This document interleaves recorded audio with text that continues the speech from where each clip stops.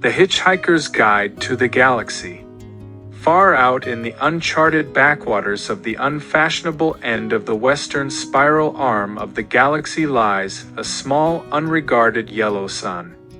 Orbiting this at a distance of roughly 92 million miles is an utterly insignificant little blue-green planet whose ape-descended life forms are so amazingly primitive that they still think. Digital watches are a pretty neat idea. This planet has, or rather had, a problem, which was this.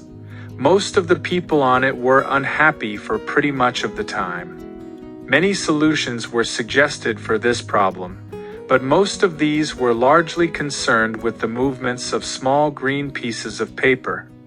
Which is odd because on the whole it wasn't the small green pieces of paper that were unhappy. And so the problem remained.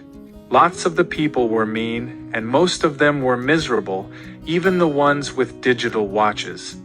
Many were increasingly of the opinion that they'd all made a big mistake in coming down from the trees in the first place. And some said that even the trees had been a bad move, and that no one should ever have left the oceans.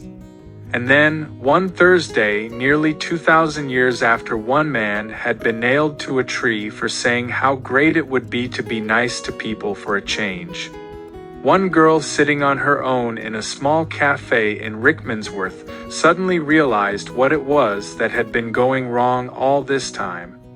And she finally knew how the world could be made a good and happy place. This time it was right, it would work, and no one would have to get nailed to anything. Sadly, however, before she could get to a phone to tell anyone about it, a terribly stupid catastrophe occurred, and the idea was lost forever. This is not her story.